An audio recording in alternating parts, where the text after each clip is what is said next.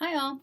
This week we're wrapping up our first unit of the course with a focus on deconstructing and analyzing conflicts. So the goal of this first unit has been to lay the foundation for our understanding of conflict so that we have some tools we can use for analyzing what's happening. We can't sort of make a plan to move forward unless we really understand what's going on in the conflict. Some of the concepts we've talked about so far are conflict framing, power, domination and resistance, cultural norms, gender, and emotional dynamics in conflict. So our reading this week brings some of these ideas together to provide a framework for how you can deconstruct a conflict and analyze it from multiple perspectives. This kind of deconstruction is important because we can't really fully address a conflict if we don't understand what's going on. The process of deconstructing and analyzing conflict is really important if you're coming in as a third party to help manage a conflict between other people. This is what conflict mediators do all the time. So this can happen in a work context if you are a supervisor or a manager and people you're supervising are in conflict with each other. It can also happen at work kind of informally. Even if you aren't officially the supervisor, you might still find yourself called in to help manage other people's conflicts. And we can experience this sort of coming in as a third party in our personal life if we need to manage conflicts between friends or family members. Some of you might be parents, in which case you might end up managing conflicts between kids. I know that I've found myself analyzing and managing other people's conflicts in professional and personal situations, and I know it can be a really challenging thing to do. Part of what makes it challenging is that people involved in a conflict have really different understandings about what is happening.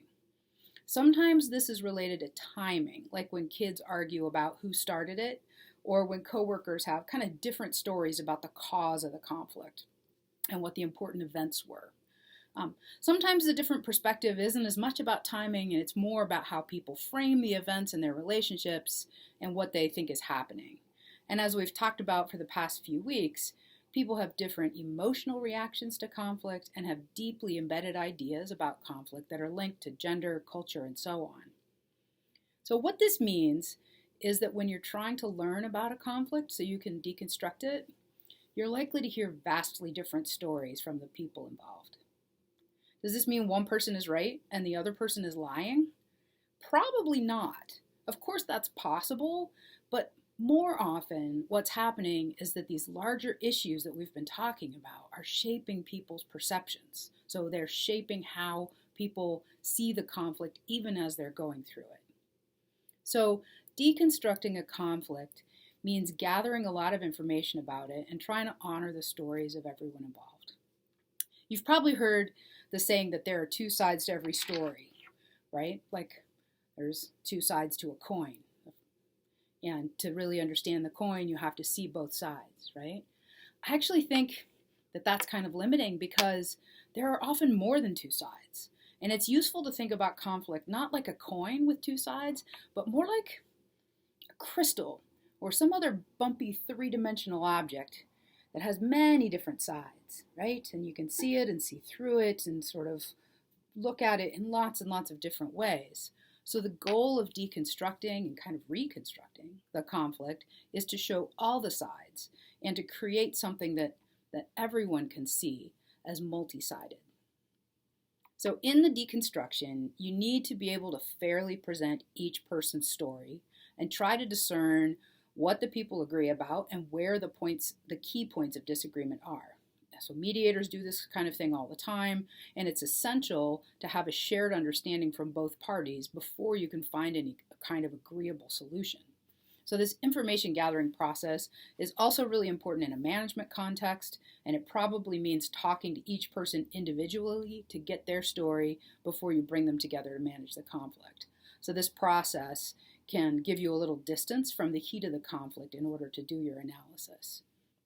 In a personal situation, it might look a little different.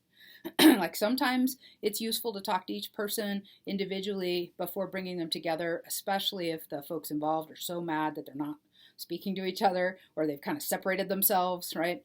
But sometimes you get called into an argument during the heat of the argument, and you have to do a kind of on-the-spot analysis. This is definitely challenging. But even in this situation, you could go through the process of hearing each person's story and working to create a more full, complete account about what happened, what people involved are most concerned about, and what the possibilities there are for moving forward. To do this, in the heat of the moment, you have to stay calm and be non-judgmental, and you probably need to use your power to manage the speaking turn so that each person can get a chance to share their perspective and experience. I know I've done this as a parent more times than I can count, and it's pretty successful for managing minor disagreements and hurt feelings, right? Because people feel like they're heard, and you're kind of working toward creating something together that they can all kind of understand. For really major conflicts, though, I do recommend separating people for a while, talking to each one individually, and then bringing them back together after emotions have cooled a bit. So the readings for this week give you a few specific models of how to organize this information that you gather in the learning process. And your assignment asks you to deconstruct and analyze a conflict using these tools and also bringing in concepts that we've discussed over the past few weeks. So there's more information in the course module about the specific assignment and all of that, and the cases that you could choose one to use. But I hope that this video has helped you kind of get started in thinking about how to deconstruct and analyze conflicts, and I look forward to reading your analyses.